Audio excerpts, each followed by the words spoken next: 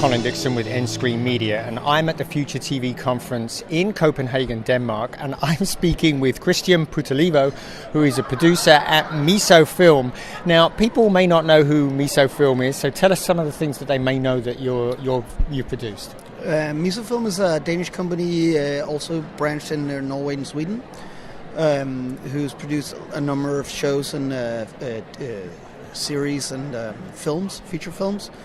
We are probably mainly known in Denmark for 1864, Dixon, Those Who Kill, and now The Rain with Netflix. Right. Those are amongst our big shows in Denmark over the last couple of years. And now Warrior, who also came out last year. Right, and so let's talk about, first let's talk about The Rain and then we'll talk about Warrior, because there are a little bit different models in how you cooperated with Netflix. So let's start with The Rain. You're just about to do Series 2, apparently very successful first series, right?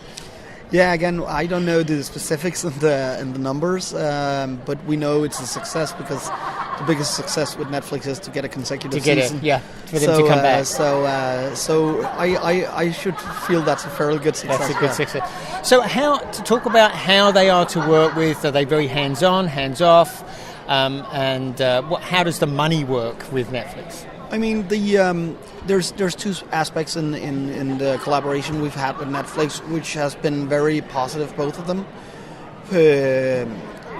There's the business side and the creative side. In Denmark, we are used to working in a very Scandi collaboration on the financial side, often reaching out to other markets and territories to finance our shows, pre-sales, and often a patchwork of financing to realize the shows. But with Netflix, it's a different business model where Netflix is for us on The Rain. It's a one-stop shop.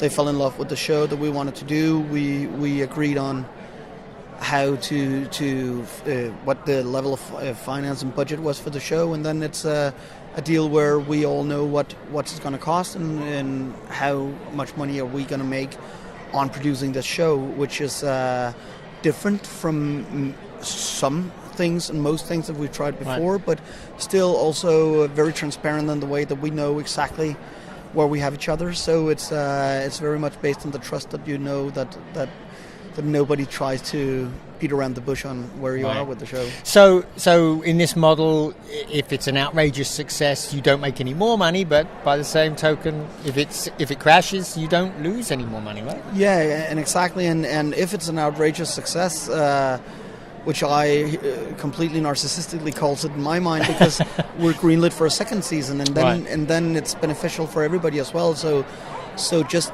the chance of being able to do a consecutive season is a success enough in itself, because we're commissioned to do more, right, which is also on a business side, of course, beneficial for both parties. And how hands-on are they with the production? I'd say they're very hands-on, but in a very positive way.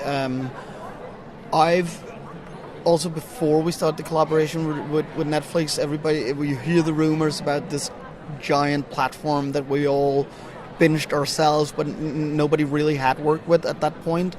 We were one of the first originals to be greenlit by Netflix, and going into the collaboration, you have, of course, you think a lot, but when it came down to the hands-on day-to-day business, we've basically creatively only worked with two people on the show.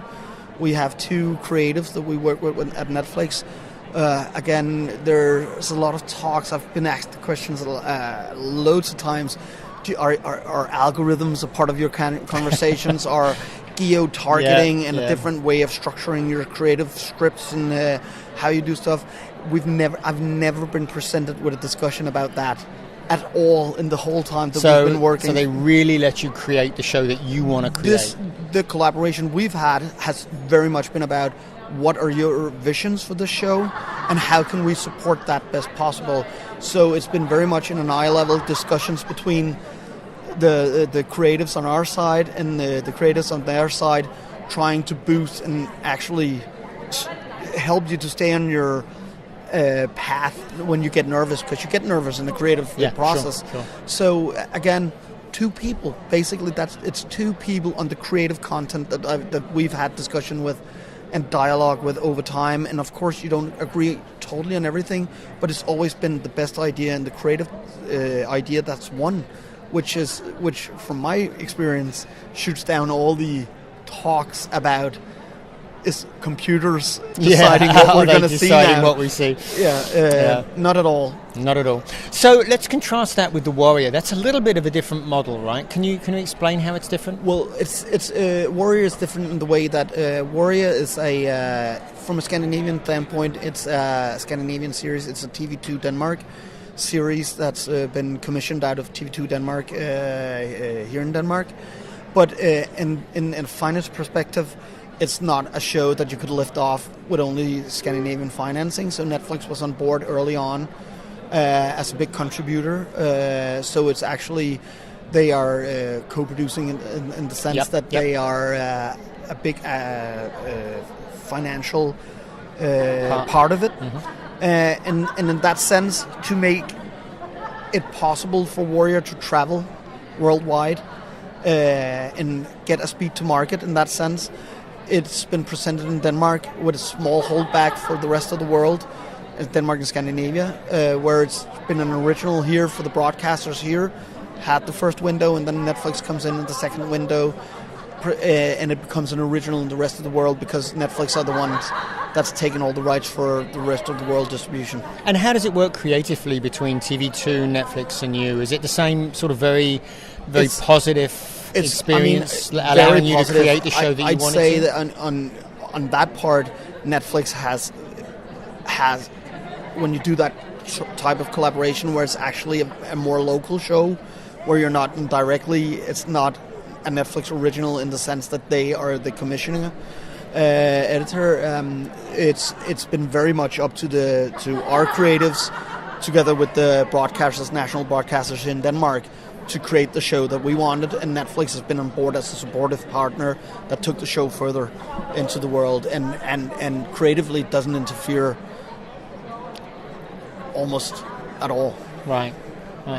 Well, I can tell you, both of the shows, very enjoyable shows. I've watched both of them. So I hope my listeners, my viewers get a chance to see. Christian, thank you so much for spending time with us, and good luck with the Reign Season 2. Thank you very much. Thank you. This has been Colin Dixon with N Screen Media.